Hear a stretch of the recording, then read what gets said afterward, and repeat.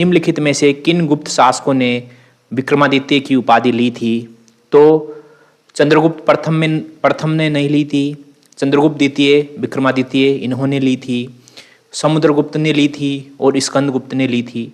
कुमारगुप्त प्रथम ने विक्रमादित्य की उपाधि नहीं ली थी। तो इसमें 2, 3 और 4 सी ऑप्शन इसका आंसर हो जाएगा। ओके, क्वेश्चन नंबर 2 है वैदिक काल में पुरचरिष्णु क्या था? वैदिक काल में पुरचरिष्णु क्या था? तो ये दुर्गों को गिराने वाला यंत्र या इंजन, दुर्गों को गिराने वाला यंत्र पुरचरिष्णु। क्वेश्चन नंबर 3 है निम्नलिखित कथनों पर विचार कीजिए। पहला है विंध्य पर्वत श्रृंखला मालवा क्षेत्र में अवस्थित इस महाजनपद को 2 भागों में बांटती थी। ओके, दूसरा है इसकी 2 राजधानियां थी, महिष्मती तथा उज्जैनी। तो ये अवंती की राजधानियां थी, अवंती। प्रद्योत यहाँ का एक प्रसिद्ध शासक था। ओके, तो ये किसकी बात हो रही है? ये अवंती महाजनपद की बात हो रही है, अवंती महाजनपद की बात हो रही है। क्वेश्चन नंबर 4 है सुक्तिमती या सोथिवती नगर निम्नलिखित में से किस महाजनपद की राजधानी थी? तो ये थी चेदी महाजनपद की। सुक्तिमती या सोथिवती चेदी महाजनपद की राजधानी थी। अस्मक की राजधानी थी प्रतिष्ठान या पैठान या पोटन। ठीक है, अवंती की हमने भी जानी 2 राजधानियां थी अवंती की, एक महिष्मती और एक उज्जैनी। और वत्स की राजधानी थी कौशाम्बी, कौशाम्बी। क्वेश्चन नंबर 5 है सूची फर्स्ट मौर्यकालीन प्रांत को सूची सेकंड राजधानी के साथ सुमेलित कीजिए और सही विकल्प का चयन कीजिए। यह है मौर्यकालीन प्रांत और यह है राजधानियां। तो उदीच की राजधानी थी तक्षशिला। अवंती राष्ट्र इसकी राजधानी थी उज्जैन। कलिंग, तो कलिंग की राजधानी थी तोसली। और दक्षिणापथ, तो इसकी राजधानी थी स्वर्णगिरी। तो इसमें ए में 1, ये नहीं, इसमें नहीं है, तो ये दोनों कट गए। बी में आएगा 4, बी में 4 केवल बी में है, तो इसका बी ऑप्शन सही हो जाएगा। उदीच प्रांत की राजधानी थी तक्षशिला। अवंती राष्ट्र की राजधानी थी उज्जैन। कलिंग की राजधानी थी तोसली और दक्षिणापथ की राजधानी थी स्वर्णगिरी। क्वेश्चन नंबर 6 है निम्नलिखित में से कौन सा मौर्यकालीन स्थानीय प्रशासन से संबद्ध अधिकारी नहीं है? ओके, तो प्रादेशिक स्थानीय प्रशासन से संबंधित अधिकारी था प्रादेशिक। और प्रादेशिक कौन होता था? ये डिस्ट्रिक्ट एडमिनिस्ट्रेटर होता था,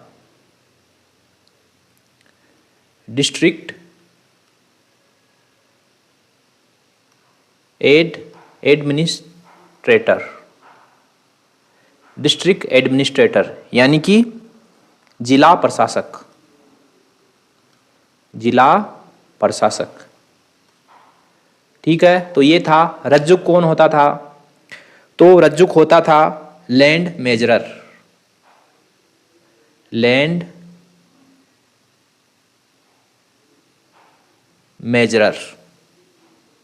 ओके, तो भूमाप अधिकारी। युक्त, तो युक्त कौन होता था? युक्त होता था सबऑर्डिनेट रेवेन्यू ऑफिसर, सब ऑर्डिनेट रेवेन्यू ऑफिसर यानी कि अधीनस्थ राजस्व अधिकारी, अधीनस्थ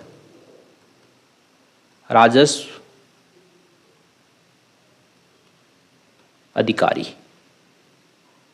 ठीक है, तो ये तीनों स्थानीय प्रशासन से संबंधित थे, मौर्यकालीन स्थानीय प्रशासन से संबद्ध थे।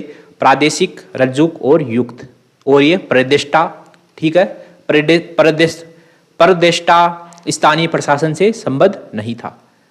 क्वेश्चन नंबर 7 है, प्राचीन काल में भारत पर हुए आक्रमणों का निम्नलिखित में से कौन सा सही काल अनुक्रम है? तो सबसे पहले आए यूनानी, फिर आए शक और फिर आए कुषाण। तो ये ए ऑप्शन इसका आंसर हो जाएगा। क्वेश्चन नंबर 8 है, अवंती से प्राप्त तांबे के सिक्के पर नाव का चिन्ह अंकित है, वह किस वंश से संबंधित है?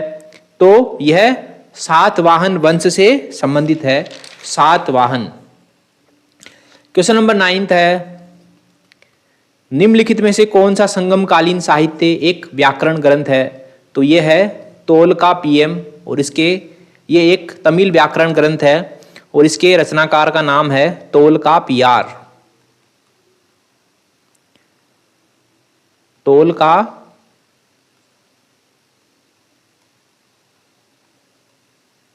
तोलकापियार।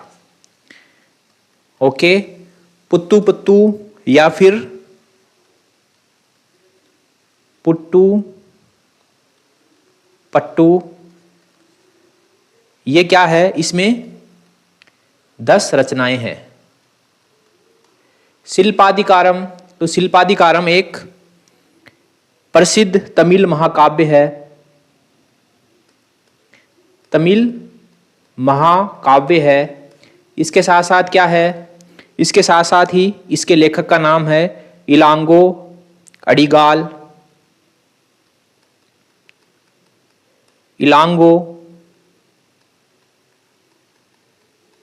इलांगो अडिगाल, और इसमें कन्नगी नाम की महिला की कहानी है, महिला की कहानी है। ठीक है, तो ये बातें थी शिल्पाधिकारम के बारे में, तो इसमें बी ऑप्शन सही हो जाएगा। क्वेश्चन नंबर 10 है, तीसरे संगम में रचित साहित्यिक ग्रंथों को निम्नलिखित में से क्या कहा जाता है? तो इसको कहा जाता है एत्तु तोगई। ओके, कील कनकु, तो इसमें 18 लघु ग्रंथ है, 18 लघु ग्रंथ। ओके साथियों, तो MCQ सीरीज का लेक्चर नंबर 130 यहीं समाप्त होता है। मिलते हैं अगले लेक्चर में, तब तक के लिए थैंक यू वेरी मच।